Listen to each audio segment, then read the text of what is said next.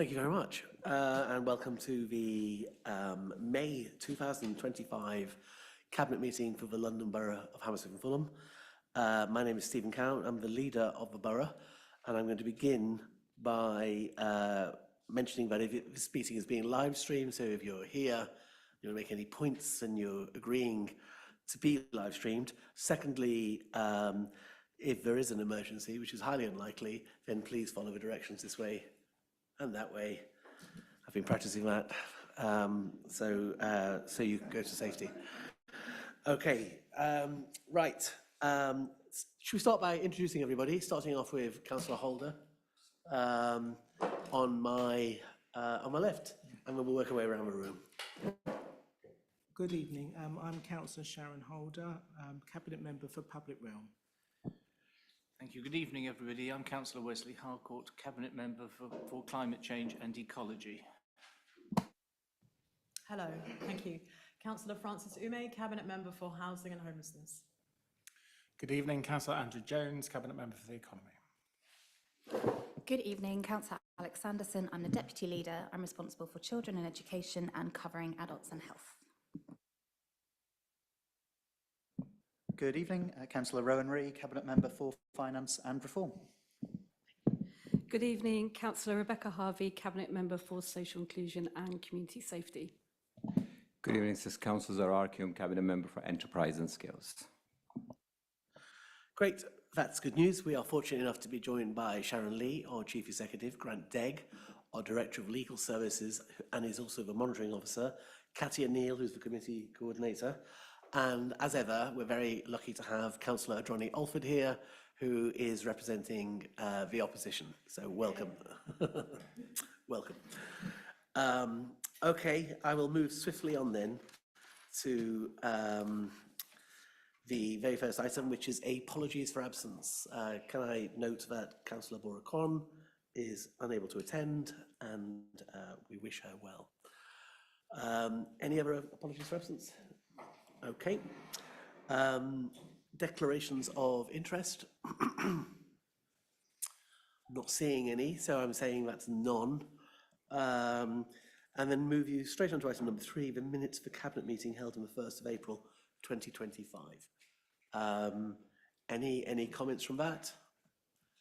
Are those agreed? Thank you. So here we are. Item number 4, policy options for the borough-wide prohibition of burning of domestic garden waste in the London Borough of Hammersmith and Fulham. As I understand it, this is makes us the first council in the UK to do this. Is it the UK or is it England? It's certainly the country. And I'll hand over to you to do the talking. Thank you, Leader. Yeah, this report looks at the possible prohibition of burning domestic and garden waste outside. The aim is regarding reducing air pollution, and that's the key point. Please note, before anybody makes this point, this is not about indoor wood burners, it's not about barbecues, it's not about domestic fire pits or even bonfire night. Those are specifically excluded. It's about people burning domestic waste, possibly the remains of do-it-yourself and such like, where there's all sorts of noxious fumes can come off from paintwork and so on. Something like 14% of particulate matters, PM10s, PM2.5s, are coming from the domestic wood burning. At the moment, we don't have the precise figures for the split, how much of that is indoors and how much is outdoors, and this report makes it explicit that that's some of the further evidence that we're going to be needing to get before this goes ahead. To move forward to a bylaw, we need to make use of the section 235 of the Local Government Act 1972. This report basically is just outlining the process for implementing a potential bylaw and the additional baseline evidence that is needed, the consultation process and the eventual implementation. Are there any questions on this? Thanks. Well, in that case, I would just say well done, Wesley. It's all of us have been sometimes in Hammersmith and Fulham, and just one person has lit a fire and it's covered the whole of the neighbourhood. I remember once coming out of a shop on Fulham Broadway, and as I walked closer and closer down the Fulham Road, came across more and more thick smoke, and it was just one fire at the other end of Fulham. So 14% is a staggering figure. All of us elected into office have a duty to leave things better than we found them. And this is one of those measures that will significantly make our more cleaner. So thank you very much. On that basis then, can I ask if that item is agreed? Agreed. Thank you.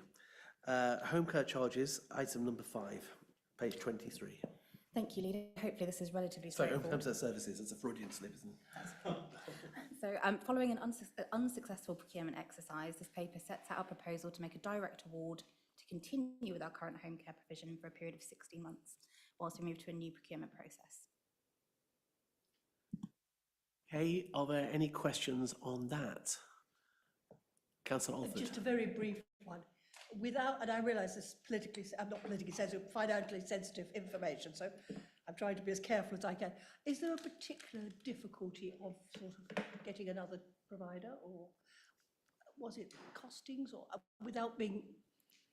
I think given how, so there are a number of exempt items around this document. I think if it's all right, I might just talk to legal and we'll come back to you in writing with what we can share. Fine, lovely, thank you so much. Yeah, in fact, that would be a good way, but thank you very much for the question, and I assure you, you'll get a full and frank answer. Most of it is confidential, but we will provide you with that. I appreciate that, so I was trying to be careful how I worded what I was asking. That is much appreciated. Do you have any other questions? No, if I don't have something after I've been written to, then of course I will come back. Thank you. Thanks very much.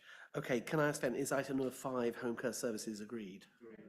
Thank you. I move straight on to item 6, local electric vehicle infrastructure levy, procurement strategy, page 29. Over to you, Sharon. Thank you, Leader. LBHF, or London Borough of Hammersmith and Fulham, have partnered with 6 other London boroughs, as set out in this report, to secure local electric vehicle infrastructure funding from the Office of Zero Emissions Vehicles. The partnership aims to procure a service for the supply, installation, operation and maintenance of EV charge points in return for a revenue share at no capital cost to the council. All right, so that's again a procurement strategy. Are there any questions on it? No? Any other comments from any cabinet members? No, I'm looking at you, Rowan. In which case, is that item agreed? Thanks very much. Item number 7, public realm and consultancy procurement strategy. Back to you. Thank you, Leader. This report sets out approach for a public realm maintenance and project works contract for the council from April, or the 1st of April 2026. Plus, establish a professional services consultancy framework contract for use across the council for public realm services. The contract would cover highways, parks and housing for a total of 10 years on a 7+3 extension model basis.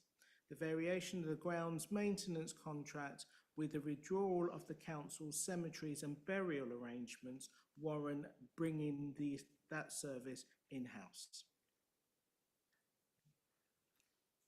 Okay, Councillor Alford. Yes. Could I just get a slight clarification? You talked about something to do with the cemeteries and burials. Are you bringing them in-house, or what are you doing with them? And you know my interest. Of course I do, same as mine's.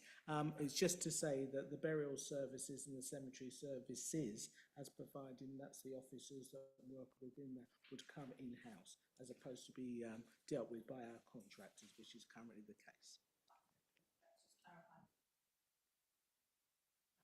Any other points or questions? Okay, is that item agreed? Agreed. Thanks very much. Item number 8, therefore, which is the appropriation of land at Hartop and Lannoy. Over to you, Councillor Jones. Thanks very much.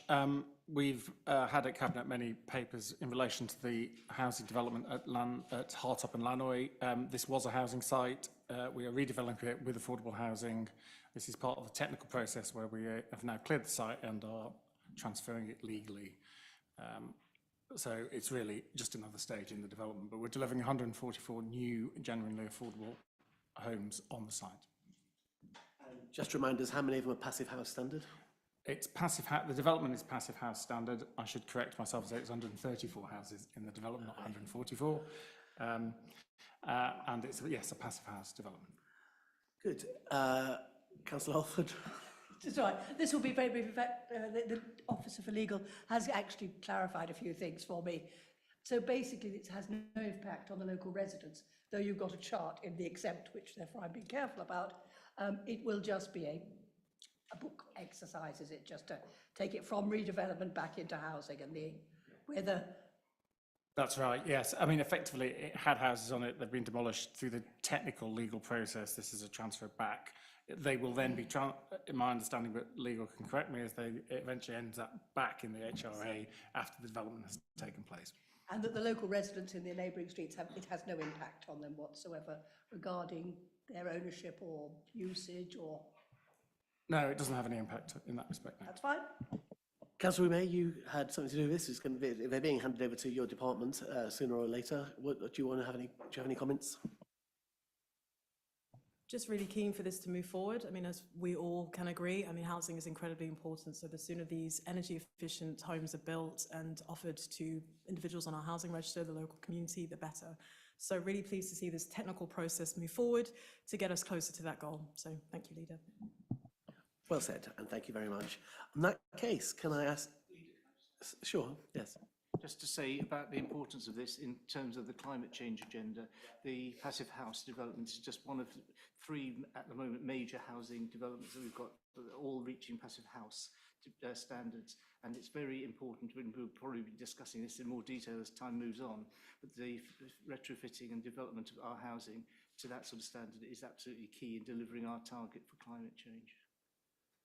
Again, another very good point. So thank you to all 3 Cabinet members for your insights on this. I will not therefore add anything because it's all been said, other than to say thank you to all 3 of you for your contributions on this and to the officers involved. It is something we are very proud of. Is item number 8 agreed? Agreed. Thank you very much. The forward plan is next. Item number 9. Can I ask you to note it, please? You happy with that, Grant? Monica's also very happy with that noted comment there. Right, discussion of exempt items only required. There's none required. Local Government Act 1972, access to information stands as it always does. That brings us to the end of the June meeting. Thank you. Have a lovely May. It's going so well. See, my birthday's in June, and I'm a bit worried about that. So all I can say is it's the May meeting, and thank you if you tuned in. Good night.